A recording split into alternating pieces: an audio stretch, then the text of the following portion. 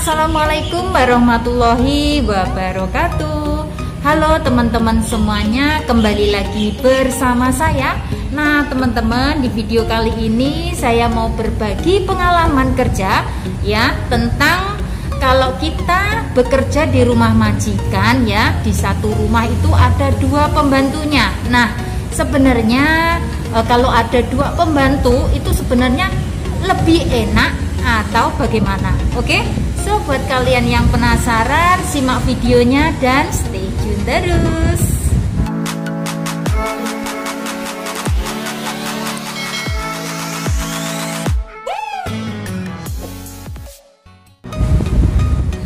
Nah, teman-teman, di sini saya mau cerita ke kalian semuanya ya.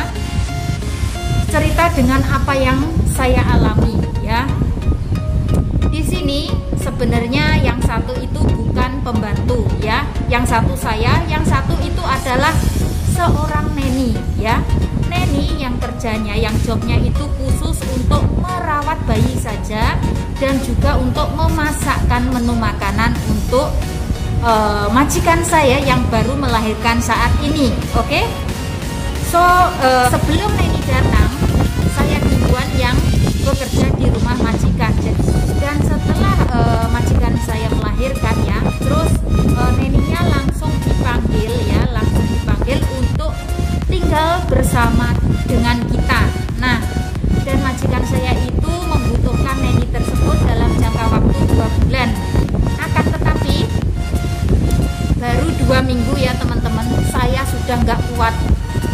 Saya dibikin nangis setiap hari, dibikin sakit hati. Masa saya setiap hari apa yang saya kerjakan di mata dia itu selalu salah teman-teman. Menurutnya itu semua nggak ada yang benar. Menurutnya semuanya itu salah. Nah di sini saya juga ngomong ya, terus terang ngomong jujur sama majikan saya. Kalau seperti ini keadaannya saya nggak kuat.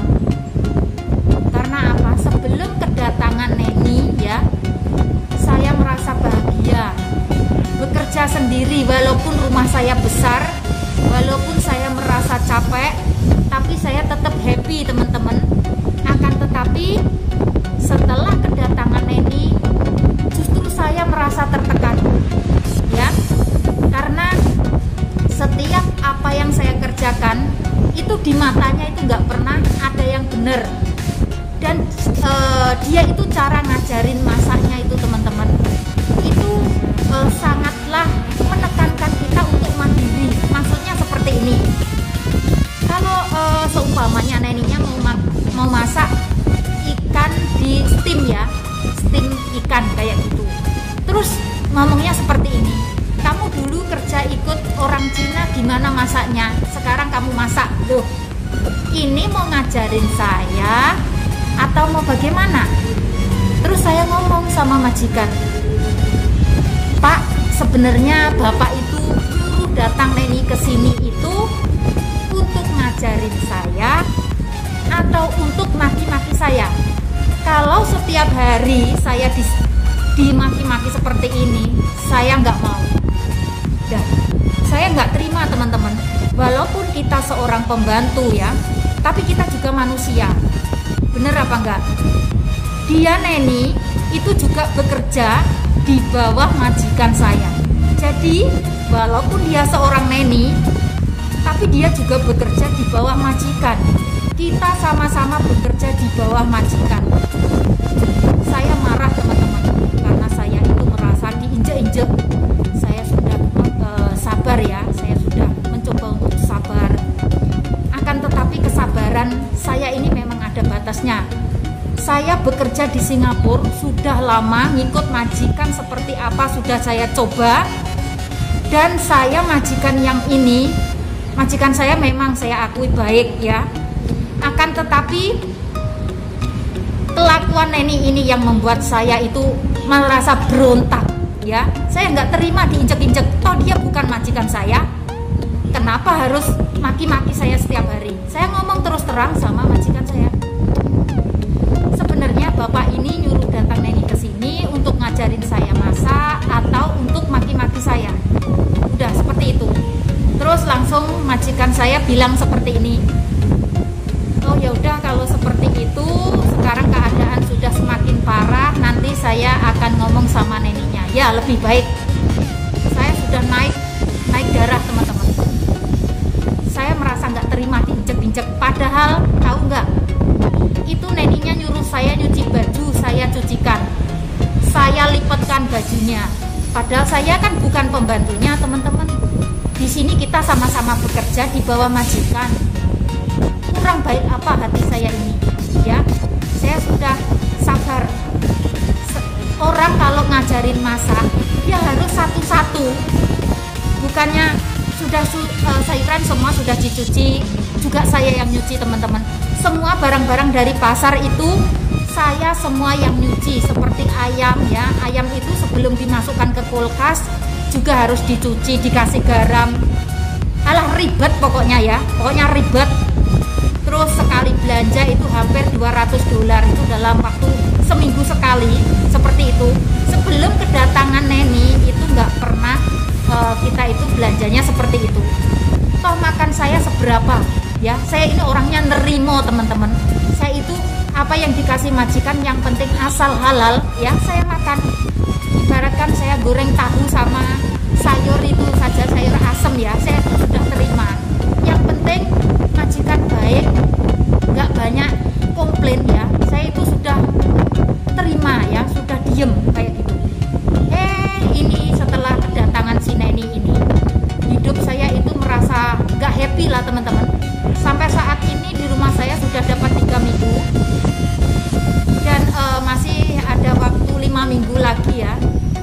Ya semoga saja saya bisa melewati ini semua. Dan setelah kita kerjanya sudah dipisah teman-teman, saya itu khusus untuk bersih-bersih rumah, dan si Neninya khusus untuk masak dan jaga bayinya. Padahal Neni di Singapura itu mahal banget teman-teman ya, seperti itu. Terus kalau Neni selepas masak-masak itu semua berantakan, nah itu tuh disengaja atau bagaimana? Padahal sebelumnya ya, sebelum kita itu diem-dieman, sebelumnya kita kan masih baikan ya, saya masih ngalah, saya masih bilang oke anti, aku diemin ya, di sini aku sabarin, malah aku ini diinjek-injek teman-teman. Ya udah, oke, kamu yang bikin aku marah, aku bisa marah ya. Aku di sini bekerja di Singapura bukan baru datang ya, bukan first time kami Singapura, enggak. Saya di sini sudah puluhan tahun. Bukannya pembantu yang puluhan tahun itu kurang ngajar, enggak. Tapi kalau kita merasa diinjak-injak, apa kita harus diem aja? Itu namanya orang goblok ya. Nah ini pelajaran banget buat teman-teman semuanya yang ingin bekerja ke Singapura ya. Buat kalian kalau saat interview itu tanya yang betul-betul ya. Kalau satu majikan ada 2 pembantu, lebih baik jangan diambil. Toh itu sesama Indonesia atau dari negara mana saja, nggak bakalan yang namanya ada kedamaian, ketentraman itu nggak ada. Pasti yang satu baik, yang satu itu pasti buruk, jahat, gosok ya, busuk hatinya, itu pasti. Karena yang saya alami sendiri ya, saya sudah 2 kali.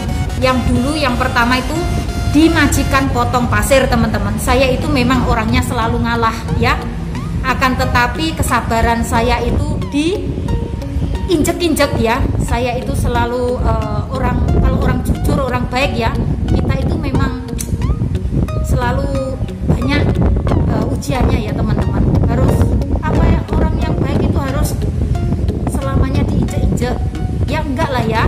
Terus saya akhirnya berontak lah, yang dipotong pasir pun saya juga berontak.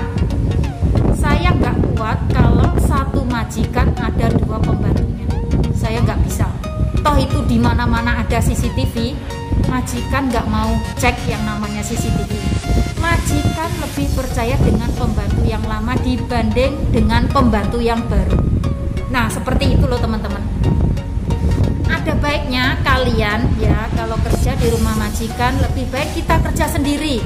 Walaupun itu rumahnya gede, segede apapun ya, kalau kita kerjanya sendiri itu lebih enjoy, lebih happy teman-teman. Bener banget ya.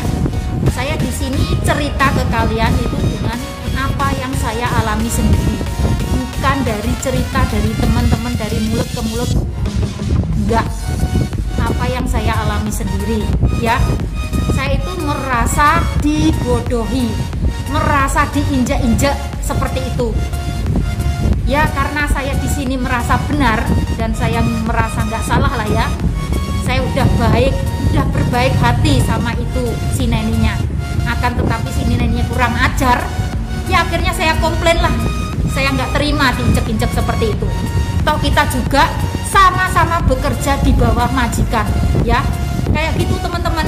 Kalau kita benar, jangan takut untuk melawan. Oke teman-teman, saya sangat marah sekali. Karena apa?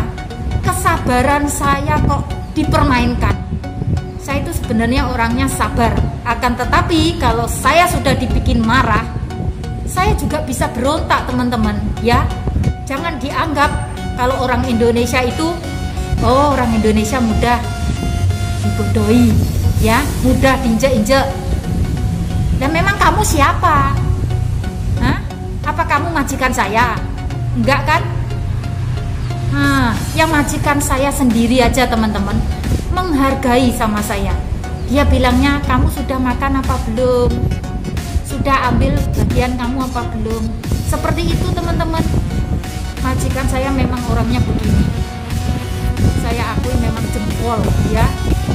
Akan tetapi setelah kedatangan si Neni ini, gak ada yang namanya kedamaian di rumah, itu gak ada. Dan saat ini sudah gak ada saling ngomong lagi. Ibaratkan angin lewat, dah siapa tadi, gak ada. Kayak gitu. Nah, dari uraian cerita saya ini semoga bermanfaat buat teman-teman yang ingin bekerja ke Singapura, ya. Alangkah baiknya kalau kita itu bekerja sendirian. Jangan sampai ya satu rumah ada dua pembantunya. Toh itu dari negara mana saja. Lebih nyaman, lebih baiknya kita bekerja sendiri, ya. Seperti itu teman-teman. Dan saya setiap hari selalu berdoa semoga waktu ini segera berlalu, saya bisa melewatinya. Seperti itu, karena ya yang namanya bekerja teman-teman, yang namanya bekerja itu nggak selamanya jalan mulus, ya. Nggak selamanya jalan itu lurus, pasti ada ujian. Tapi ujian ini datangnya bukan dari majikan atau keluarga majikan, bukan, tapi dari orang lain. Itu kalau menurut saya itu orang lain, kayak gitu. Saya itu sudah merasa marah banget sama orang tersebut. Kalau dia masak, saya nggak akan ambil apapun yang kamu masak. Saya masak sendiri.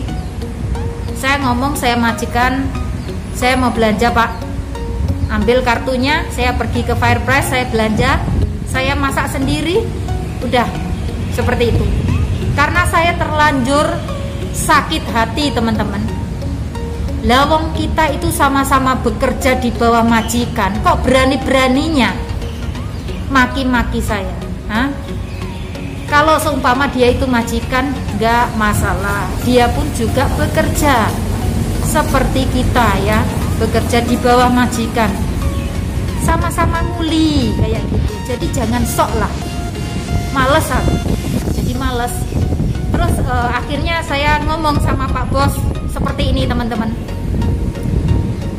Mulai ada orang itu kalau setiap hari Minggu saya akan berangkat liburan pagi-pagi dan saya akan pulang ke rumah lambat pak. Saya males melihatnya, sudah males lah. Akan tetapi kalau orang tersebut sudah pergi, saya pasti pulang awal lagi, karena saya juga tahu majikan saya baik, ya. Ibaratkan balas budi lah ya teman-teman, seperti itu ya. Yang namanya majikan baru melahirkan pasti juga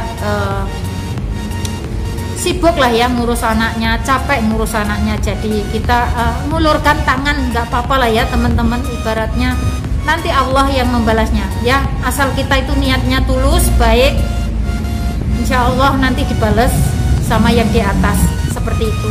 Oke teman-teman, semoga video ini bermanfaat untuk teman-teman semuanya, ya.